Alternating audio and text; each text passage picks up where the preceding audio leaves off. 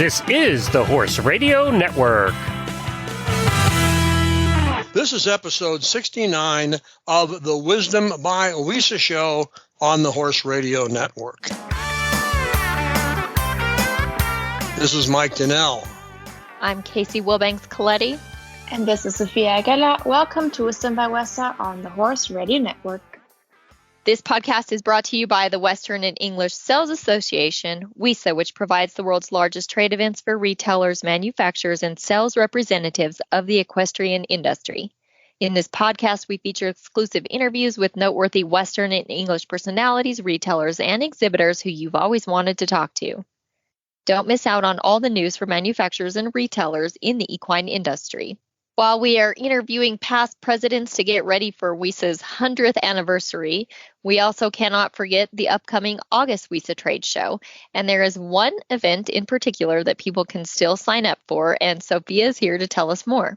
Yes, that is the Open Benefit Golf Tournament, and it is a special one for many reasons. But for one, it supports the scholarship funding for National Little Purchase Rodeo Association and the National High School Rodeo Association, as many of you guys probably know by now.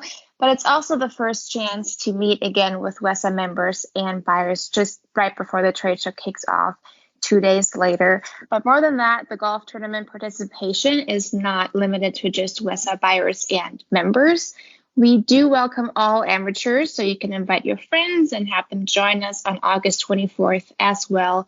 So that means that this may be a great opportunity for people who are not yet WESA members or buyers, but want to meet and network with people from our industry.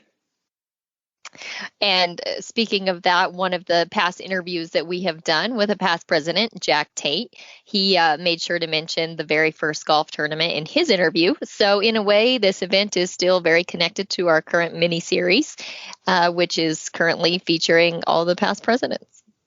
Yep, that's correct. So Jack Tate first started the golf tournament and worked closely with his son to do so. And in case people want to go back and listen to that episode before the golf tournament, they can look for episode number 67 on the podcast feed or online at wesatrader.com/podcast or wisdombywesa.com. Unlike many individuals who have gone on to become leaders in the Western industry and in WESA, Mark Broughton wasn't ranch raised or even in the country.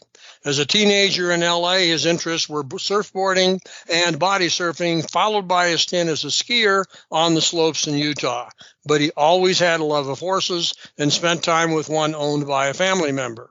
He eventually found himself in the Northwest working construction and learned about a saddle making class at a local junior college. He registered, passed the course, and started a saddle shop as his first step into the Western world.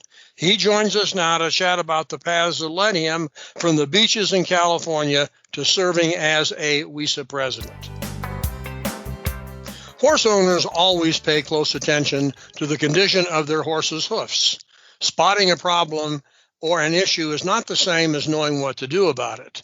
Each episode of Healthy Hoof features discussions about various philosophies on the health of the hoof and the soundness of your horse, including interviews with professionals in the field, including farriers, trimmers, vets, and body workers. Listen to new episodes and past episodes alike on the Horse Radio Network. Hey, Mark, welcome to the Wisdom by WESA podcast. Thank you, Mike. Glad to be here. I mentioned in the introduction that I developed after talking yesterday that unlike many people who go on to the same type of leadership positions in the industry and with WESA who started off in the Western lifestyle, your background was totally 100% different, wasn't it? Well, I suppose, we all came to the Western industry different ways, and mine certainly wasn't traditional. Growing up in the suburbs of East LA, I didn't have a whole lot of hands-on experience with livestock and the Western lifestyle, but I was always intrigued by it, and I found my way there as an younger adult. You found your way there after going to the beach and body surfing and surfboarding. Then you went and did a little bit of skiing. Then you went to the Northwest and were working, as you told me, in construction. And you found a saddle making class. And I guess that was your first step into the Western lifestyle and Western world. That's right. Yeah, I was very, very briefly around horses when I was a mid-teenager, I guess. My father-in-law knew I had an interest in horses. I would borrow rides or hitchhike as an occasion to go to the Riverside County livestock auction just to observe and kind of smell horses, I guess. I like the smell of horsehair. So anyway, he was either given or purchased a horse for a while that I got to spend some time on. I didn't do any kind of particular discipline. I just got to help take care of him and ride him some. And then, like you mentioned, I was primarily a typical Southern California kid, spending a lot of time at the beach, surfing a little bit, a lot of body surfing, mostly chasing girls on bicycles, that kind of thing.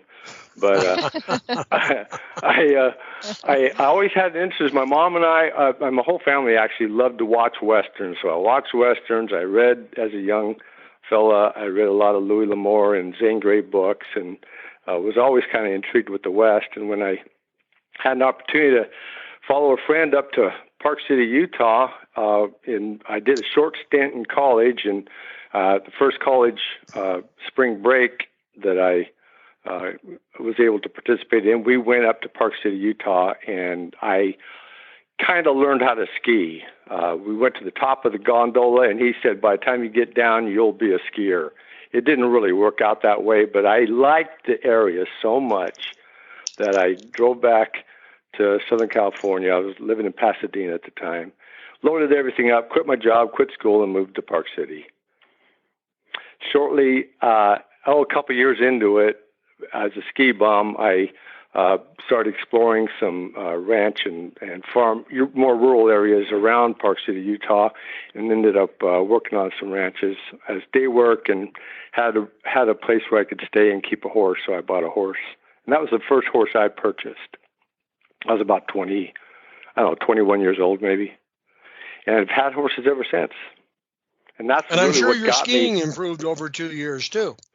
Oh yeah, it did. But it kind of, the ranch and farm work is really very demanding as far as your time goes. So I the skiing went on the back burner. I got to ski on occasion, but I primarily just kind of did the cowboy thing out there.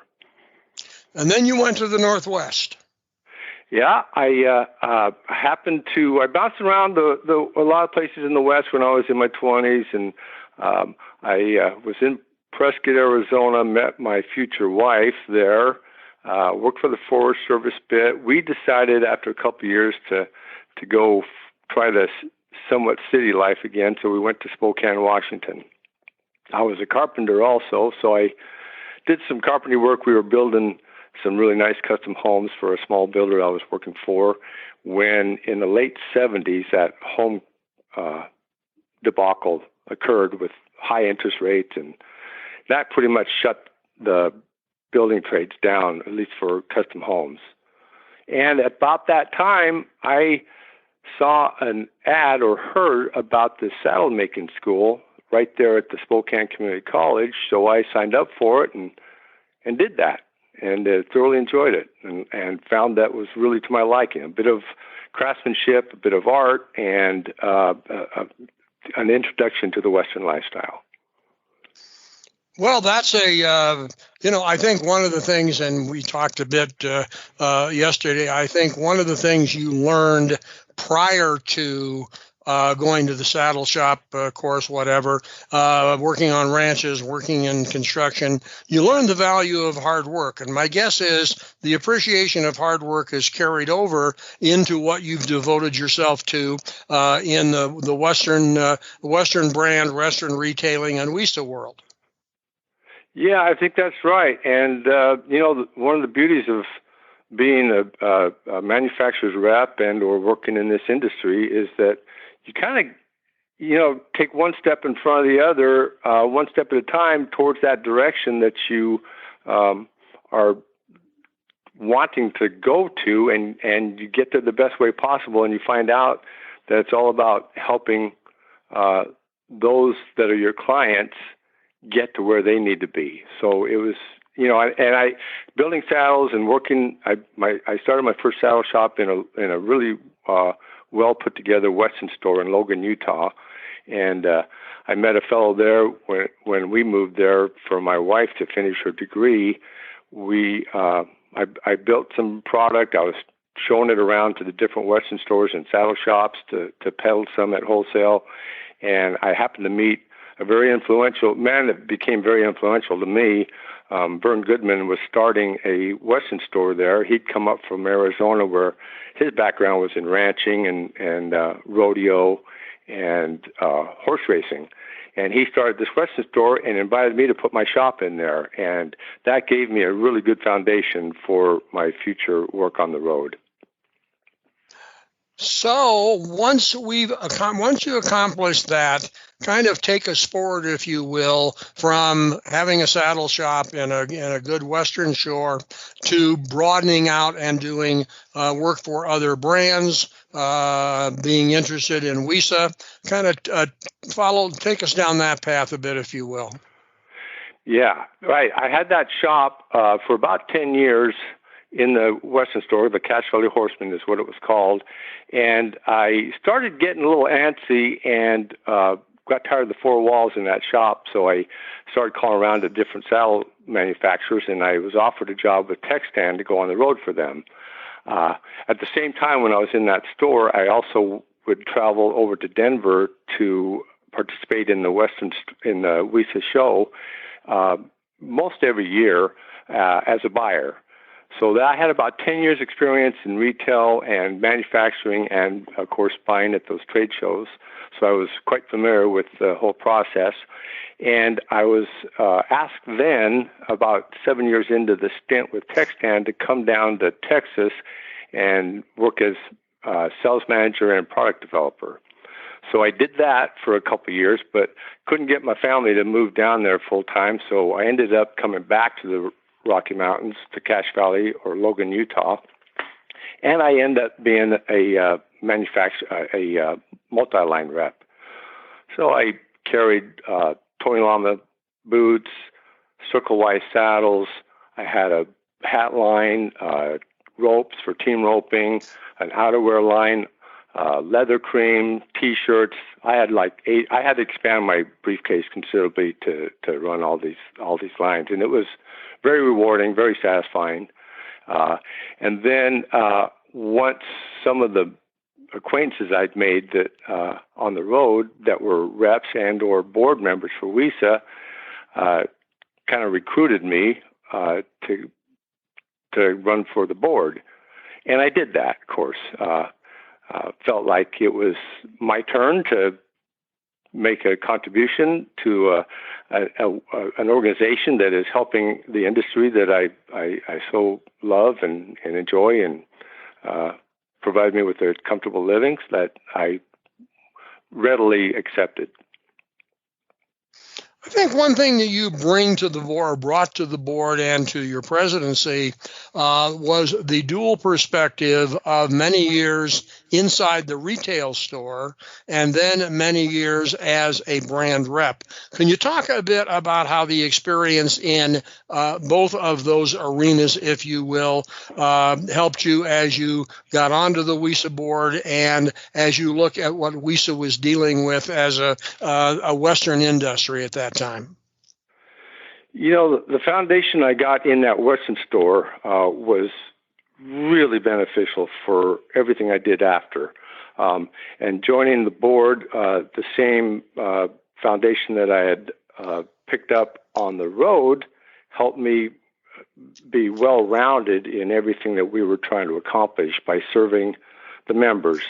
The best way the board and we tried to serve the members is by putting on the best trade show we could to help the industry in general.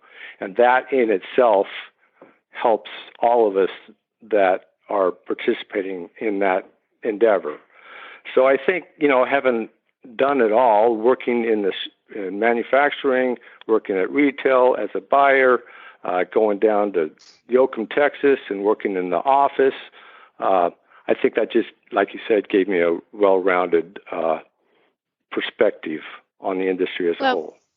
And not just besides that, but actually coming from outside of the Western industry and then coming into the Western industry, I would have to imagine that brought a significant amount of help in bridging the gap between and not just in fashion, but say mainstream fashion with the Western industry. And I'm curious, from your perspective, do you feel that you ever utilized that, the knowledge of coming from outside of our industry inside of it? Well, I think what you don't know can't hurt you kind of thing is part of that, and that was probably beneficial. I didn't know what I couldn't do, so I just did it. Yeah. and in fact, when the job that I left in Pasadena at the very mature age of 18 was in more younger person fashion. I was managing a store for young people in a really cool area of Pasadena. And that's the job that I was doing for about 2 years before I left California. And so I'd already had some retail experience in the fashion world. Right. So it transferred, into the Western deal pretty readily. Yeah, I can imagine that was a huge asset.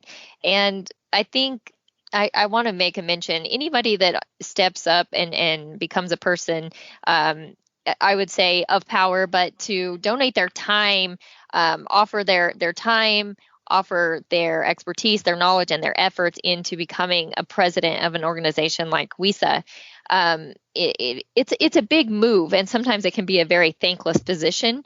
And I'm just curious, what encouraged you to put your foot forward and become president of WESA? I might have mentioned it earlier when I was asked if I would consider being on the board, that I felt like I wanted to help this organization that was so beneficial to the industry as a whole. So that was the primary reason I did it. Once I got there, I was thrilled to be around like-minded people that all had the same objective in mind, and that was to put our own personal desires aside and do what we thought collectively was going to benefit the members the most. And that was really rewarding. We've always had an excellent staff. Between Tony High, who was the executive director when I came on the board and had been for the whole time I had been participating in the WESA trade shows. She was there for about 10 years while I was on the board, and then when I took over the president's chair at that end of the table, she had decided to retire. We had Amy Dill, that had been the show director for about 10 years, move into her position, so there was no difficulty in making that transition. Sure. So it was wonderful to see and be part of that, and the camaraderie with all the individuals that were participating on the board had always been very rewarding. Yes. Well, I just have to put my hats off to Sophia for putting this mini series together to feature past presidents like yourself, because as you mentioned, a lot of times we have the common end goal, but it takes very generous people to put their foot forward and become the president or take a position, a leadership position, as you did, and it should be recognized, as Sophia is doing in this mini series. And I just wanted to make specific mention that even though you're a past president, you have been a long-time part of the success of WESA. Thanks, Casey. The other thing I was going to suggest is that I made it sound pretty rosy. There were times where, many times actually, most board meetings would involve some vigorous debate. A lot of issues came to us, and our job was to provide some direction to the staff that they could then have our backing to go forward and execute. And so we would debate, but we would always respect each other's opinion and let everybody speak their mind so we could come to some reasonable consensus. Well, and I think that's a mark of a good board. And I've asked this question of others who we've interviewed. What recommendations or what comments would you make to a young a brand manager or a young rep or someone there who has suddenly been asked if they would consider donating the time and energy to WESA? Because you've done it, you've been through it, you know what it takes from a time standpoint, from everything else, but you clearly are glad you did it. You clearly respect the other board members, but here we are, we've got a rep who's been in the business for maybe 10 years, maybe 15, has been to WESA, understands what the show is about, and someone says, you really ought to consider, if you would, joining the board. And what comment would you make to someone like that? The men and women that do a really good job on the road as manufacturing reps have the same talents that got them where they are as being successful reps. They have the same talents that are required and appreciated on this board. So if you've become a successful rep, you already have the talents to do a good job on the WESA board. And if they have that, and the way they get there is by doing what's best for their customers. And that is the same thing that we do and did and always have on that board. So I'm sure that individual will appreciate and get more out of it than they can give. Because I think that's a great answer and a great perspective. Mark, this has been fun. It really has. I've enjoyed your story because you did come into the Western world from the beaches of LA. And not everybody followed it that way. But what you talk about in terms of the industry, the board, being president, is the same thing as people have said who were born into the Western world. So I think it must be a professional attitude and a professional experience that comes with working day to day in the business that makes the industry work and makes WESA work. You got it. And so I thank you for being on the show. It's been great talking with you. I clearly enjoyed our pre-conversation yesterday. And so thanks so much for being on Wisdom by WESA. Thanks to all of you, and keep up the good work. Thanks so much. We'll try. Thanks, Mark. Show notes for today's show and links for today's show can be found at the wisdombywesa.com website. And of course, we'd always love to hear your feedback. We do have a contact link on that website. The Wisdom by WESA show will be published on the 15th and 30th of every month. You can listen on most of your favorite podcast players, and you can also listen on the Horse Radio Network app on your iOS or Android phone. You just search Horse Radio Network in the App Store. It's free and super easy to use. Be sure to visit all the great shows on the Horse Radio Network at horseradionetwork.com. Thanks for listening to the Wisdom by WESA podcast. WESA, where the industry meets.